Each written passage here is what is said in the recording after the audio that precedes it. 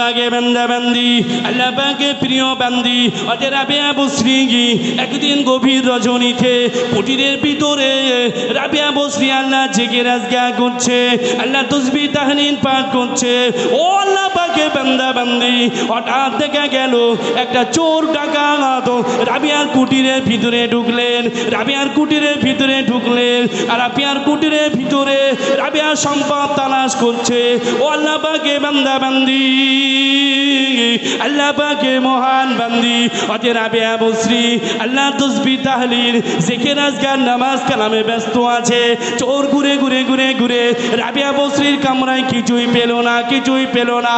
Total কামরাটা তল্লাশি চালিয়ে চালিয়ে চালিয়ে চালিয়ে কুটিরের ভিতরে কিছুই পেল না, পেল না। এক লোটা ভর্তি পানি, একটা লোটা পেল, একটা বদনা পেল। যে লোটায় এক লোটা পানি রয়েছে আল্লাহ পাকের ওই বান্দা, আল্লাহ পাকের ওই চোর, আল্লাহ পাকের ওই চোর বান্দা লোটাটি হাতে করে তুললেন। পদ্মার আড়াল থেকে আল্লাহ পাকে বান্দি রাবিয়া বসরি ডাক দিয়ে বলেন, ও আল্লাহ পাকে বান্দা আমার কুটিরের ভিতরে কোনো সম্পদ তুমি পেলে না, পেলে না, একটাই লোটা পেলে, যে লোটা পরিপূর্ণ পানি। ও আল্লাহ পাকে বান্দা ওই লোটাটি বিক্রি করে, ওই লোটাটি বিক্রি করে তোমার জীবনের যেটা দরকার সেটা পূর্ণ হবে না। ওই একটা লোটা বিক্রি করে তুমি কত সম্পদ পাবে। ও আল্লাহ পাকে বান্দা আমি রাবিয়া বসরি, আমি রাবিয়া বসরি জানিয়ে দিলাম যে আল্লাহ তোমার সমস্ত স্বপ্ন, তোমার সমস্ত চাহিদা পূরণ করতে পারবে। সেই এক লোটা পানি দিয়ে উঁচু করে সেই আল্লাহ সেজদায় পড়ে যাও। রাবিয়া বসরি বলছে, ও আল্লাহ পাকের বান্দা তুমি আমার গৃহেতে কামরাতে একটা লোটা পেয়েছো, বদনা পেয়েছো, এক লোটা পানি রয়েছে, পানিটা ফেলো না। আর ওই লোটাটা বিক্রি করে তোমার জীবনের সব চাহিদা পূরণ হবে? হবে না। ওই পানিটা দিয়ে তুমি উজু করে নাও, ওই পানিটা দিয়ে তুমি উজু করে নাও, নিয়ে যে আল্লাহ তোমার সব কিছুই পূরণ করতে পারবে, তোমার চাহিদা যে আল্লাহ দিতে পারবে, সেই আল্লাহর কুদরতি কদমে তুমি সিজদায় পড়ে যাও। আর একবার বলুন না সুবহানাল্লাহ। আল্লাহ পাকে বান্দা বান্দি রাবিয়া বসরি ডেকে ডেকে বলেন, আল্লাহ পাকে বান্দা ওই এক লোটা পানি দিয়ে তুমি উঁচু করে নাও। আল্লাহ পাকে বান্দার দিলের ভিতরে কি দিলটা নরম হয়ে গেল, কি যেন উদায় হয়ে গেল। এক লোটা পানি জমিনে না ফেলে উঁচু করে নিলেন। আল্লাহ পাকে বান্দি অজে রাবিয়া বসরি বললেন, ও আল্লাহ পাকে বান্দা আমার ওই কামরার ওই জায়গায় একটা নামাজের পাটি পেছানো আছে, একটা যাই নামাজ পেছানো আছে। ও আল্লাহ পাকে বান্দা তুমি নামাজে দাঁড়িয়ে যাও, নামাজে দাঁড়িয়ে যাও, আল্লাহর কাছে ক্ষমা চাও, আল্লাহর কাছে তওবা ইস্তেগফার করো। জীবনে যত গুনাহ করেছো তোমার জীবনের গুনাহগুলো যে আল্লাহ মাফ করে দিতে পারেন, ওই আল্লাহর কুদরতি কদমে তোমার কপালটুকু রেখে দাও। ও আল্লাহ পাকে বান্দা তুমি যাই নামাজে দাঁড়িয়ে যাও, আল্লাহর কাছে ক্ষমা চাও, সিজদায় মাথা নত করে ফেলো। এমন সময় দেখা গেল আল্লাহ পাকের ওই বান্দাটি যাই নামাজে দাঁড়িয়ে গেল, আল্লাহু আকবার বলে, আল্লাহু আকবার বলে সিজদায় চলে গেলেন। এদিকে পদ্মার আড়ালে রাবিয়া বসরি দুখানা হাত তুলে আল্লাহর কাছে রনা জারি করে, ও রব্বুল আলামিন আল্লাহ, ও রব্বুল আলামিন আল্লাহ আমি রাবিয়া তোমার কাছে হাত তুলেছি। আল্লাহ আমি তো অপরাধী, আমি তো পাপী, আল্লাহ আমার জীবনে গুনাহ মাফ করে দাও। ও রব্বুল আলামিন আল্লাহ পাক আল্লাহ তাআলা এই মুহূর্তে তোমার এক বান্দা আমি রাবিয়া যে জায়গায় সিজদা দিই, যে জায়গায় সিজদা দিই ওই জায়গায় দাঁড়িয়েছে তোমার আর এক বান্দা। আল্লাহ তোমার বান্দার কলিজার ভিতরে আল্লাহ তুমি পরিপূর্ণ হেদায়েত দিয়ে দাও। আরো জোরে বলা যাবে?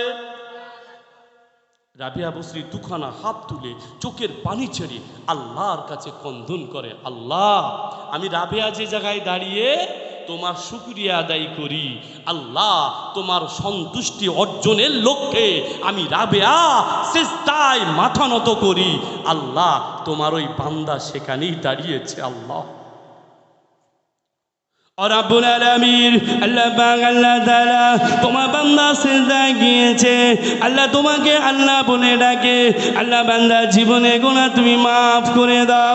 ও রব্বুল আলামিন আল্লাহ তোমার বান্দাকে তুমি ক্ষমা করে দাও, তোমার বান্দাকে তুমি মাফ করে দাও এবং তোমার অন্তরের ভিতরে আল্লাহ প্রশস্ত শান্তি দান করো।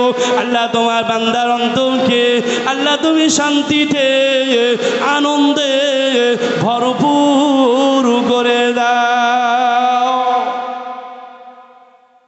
ও আল্লাহ পাকে বান্দা বান্দি ও আমার মা বোনেরা গভীরভাবে বুঝবা ব্যাপার। রাবেয়া বসরি দুখানা হাত তুলে চোখের পানি ছেড়ে আল্লাহর কাছে ক্রন্দন করে। ও আল্লাহ পাকে বান্দা বান্দি ওদিকে আল্লাহ পাকের বান্দা সিজদায় মাথা নত করে আল্লাহ শুকরিয়া আদায় করে, আল্লাহর কাছে ক্ষমা চায়, আল্লাহর কাছে রোনাজারি করে। ও আল্লাহ পাকে বান্দা বান্দি পর্দার আড়াল থেকে রাবেয়া বলে, ও আল্লাহ পাকে বান্দা সিজদা থেকে বা মাথা উঁচু করো, সিজদা থেকে মাথা তোলো, সিজদা থেকে মাথা তোলো। আল্লাহ পাকে ওই বান্দা সিজদা থেকে মাথা তোলে না, মাথা তোলে না, মাথা তোলে না, আর মাথা তুলতে পারে না। এত রানাজারি করে, এত রানাজারি করে। রব্বুল আলামিন আমি না বুঝে জীবনে অন্যায় করেছি, আল্লাহ কত পাপ করেছি, তুমি যদি মাফ না করো, তুমি যদি ক্ষমা না করো, আমি ক্ষতিগ্রস্ত হয়ে যাব। আল্লাহ পাকে বান্দা সিজদায় মাথা নত করে এত রানাজারি করে, নিজ জীবনের চাহিদা সবগুলো আল্লাহকে বলতে থাকে। বলতে বলতে বলতে বলতে এত ফিদা হয়ে গেল, আল্লাহ দেওয়ানা হয়ে গেল, আল্লাহর পাগল হয়ে গেল। রাবেয়া বসরি দেখতে পাচ্ছে আল্লাহ পাকের তরফ থেকে একটা নূর নূর নূর, একটা আলো আলো আলো আল্লাহ পাকের ওই বান্দার উপরে পড়িতেছে। একটু জোরে বলুন। আমার আল্লাহ পারেন না, ক্ষমা করতে পারেন না, আমার আল্লাহ মাফ করতে পারেন না। আমার জীবনের চাহিদা পূরণ করবে কে? আমার চাওয়া পাওয়া পূরণ করবে কে? একমাত্র আল্লাহ। জোরে বলুন না, আরেকবার চিল্লাই বলুন না। সেই আল্লাহর কাছে ক্ষমা চান, সেই আল্লাহর কাছে আপনার প্রয়োজনীয় যেটা দরকার সেই আল্লাহর কাছে চান, আল্লাহর কাছে চান। আজ একেবারে আমি এই আপনাদের মাহফিলে পরপর এই 3 বছর আসতেছি, একটু দুঃখ লাগে যে একেবারেই গ্রামের এক সাইডে, একেবারেই কবরস্থানের গায়ে এ মাহফিল, কিন্তু কিছু কিছু মানুষ এখনো কেন গাফিল হয়ে আসতে চায় না, পিছিয়ে থাকে। একটু সাইডে বলে এখানে কবরের ধারে আসলে এক্ষুনি কবরে যেতে হবে বলে আল্লাহ পাকের বান্দাবান্দি। কবর নামক জেলখানা, দুনিয়ার শেষ মঞ্জিল কবর, আর আখেরাতের শুরু হলো কবর। নবী আমার একদিন সাহাবীদের সামনে বলছে, আমার সাহাবীরা, আমি রাসূলুল্লাহ যা দেখতে পাই, আমি রাসূলুল্লাহ যা শুনতে পাই, যদি তোমরা দেখতে পেতে, যদি তোমরা শুনতে পেতে, চিল্লে চিল্লে চিল্লে চিল্লে কলিজাখানা ফেটে তোমরা মারা যেতে। কবরের হালা, কবরের অবস্থা আমি রাসূলুল্লাহ যা দেখতে পাই। আল্লাহ বাগে বান্দা বান্দি, এই গোবিন্দপুরে মা বোনেরা, এই জোয়ান যুবকেরা, এ আমার সোনার মানিকেরা, আম্মারা, রাবিয়া বসির মতো জীবন তৈরি করুন, রাবিয়া বসির মতো জীবন তৈরি করুন। এ আল্লাহ পাকে বান্দারা, অতে বাইজিদ বোস্তামির মতো জীবন তৈরি করুন, অতে বাইজিদ বোস্তামির মতো জীবন তৈরি করুন। এ আমার মায়েরা বোনেরা, আপনাদের ঘরের সন্তানদেরকে আপনারা আল্লাহ ওয়ালা পরেজগার বানান। আপনার মুজাদ্দিদ জামান আল্লাহর দাদা হুজুর পীর কেবলা রহমাতুল্লাহ আলাইহির আম্মা জানের মতো হয়ে যান। এ আমার মা বোনেরা, এ আমার যুবকেরা, এই সোনার মানিকেরা, আমার নবীর আদর্শ নিয়ে কবরে চলো, আমার নবীর সুন্নাত দিয়ে কবরে চলো, আমার নবীর আদর্শ দিয়ে জীবন সাজিয়ে যদি কবরে যেতে পারি, তবে যেই না বলবে মান্নাবিয়ুকা, তোমার নবীকে তুমি আমি এক বাক্যে বলবো, আমার নবী হলেন রাহমাতাল লিল আলামিন।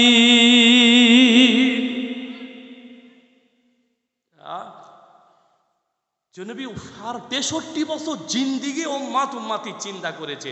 আজও কবর জগতে শুয়ে রওজাতুম মির রিয়াজুল জান্নার ভিতরে শুয়ে শুয়ে উম্মাতির চিন্তা করছে। যে নবী কিয়ামতের ময়দানে উঠবে রওজা দাস থেকে উম্মাতির চিন্তা করতে করতে, যে নবী হাশরের ময়দানে নবী আদম আলাইহিস সালাম থেকে শুরু করে ঈসা রুহুল্লাহ পর্যন্ত সমস্ত নবী রাসূলুল্লাহ নফসি নফসি মেরে জান সবাই নিজের চিন্তা করবে যে আল্লাহ আজ আমার সঙ্গে কি ব্যবহার করবে, আল্লাহ আমার সাথে কি ব্যবহার করবে, এই চিন্তায় চিন্তিত থাকবে। আবুল বাশার নবী আদম আলাইহিস সালাতু ওয়াস সালাম চিন্তায় পড়ে যাবে, হাসরবাসীরা ওই যন্ত্রণা সইতে পারবে না, তখনও বিচার ব্যবস্থা শুরু হবে না। নবী আমার বললেন মেরাজের রজনীতে রাসূল আমার দেখলেন, মেরাজের রজনীতে ভ্রমণে আল্লাহ পাক রব্বুল আলামিন সূর্যকে আল্লাহ এমন একটা জায়গায় বসিয়ে রেখেছেন, সেই সূর্যের 12টা মুখ। কোনো বর্ণনায় এসছে একটা মুখ পৃথিবীর দিকে আছে, 11টা মুখ বন্ধ আছে। কোনো বর্ণনায় আছে 12টা মুখ 12 দিকে চলে গিয়েছে। আল্লাহ সূর্যটা এমন একটা জায়গায় স্থাপন করেছে, আল্লাহ পাক রব্বুল আলামিন এক হাত যদি নিচেই দিতেন, গোটা পৃথিবী এই সবুজ শ্যামল পৃথিবী আর থাকতো? বলুন থাকতো না, সব পুরে তামা হয়ে যেত। যদি আল্লাহ এক হাত উপরে বসাতো কি হবে? খরা হয়ে যেত। সবুজ শ্যামল লতা পাতা ফলমূল গাছ আর জন্ম নিত না। একটা কথা মনে রাখুন, আমরা যে সমস্ত ফলগুলো খাই খুব টেস্টি হয়, আল্লাহ পাকের বড় নিয়ামত। সূর্যের আলোয় ফলের সৌন্দর্য আল্লাহ এনে দেন, জোরে বলুন না সুবহানাল্লাহ। আর চন্দ্রের আলোয় ওই ফলের টেস্ট, স্বাদ, মিষ্টতা, যে ফলের যেমন টেস্ট হবার চন্দ্রের আলো পেলে সেই ফল সেই টেস্ট হয়। আর একবার বলুন না সুবহানাল্লাহ। এই সূর্য কাল কিয়ামতের ময়দানে কোনো বর্ণনা সে অত আলী রাদিয়াল্লাহু তাআলা আনহুর তরবারি যতটা বড় ছিল ওই রকম মাথার উপরে সূর্য থাকবে। কোনো বর্ণনায় আমরা তো শুনেছি 12 হাত উপরে থাকবে সূর্যর, 12টা মুখ, মাথার ঘিনু টকবক টকবক করে ফুটবে।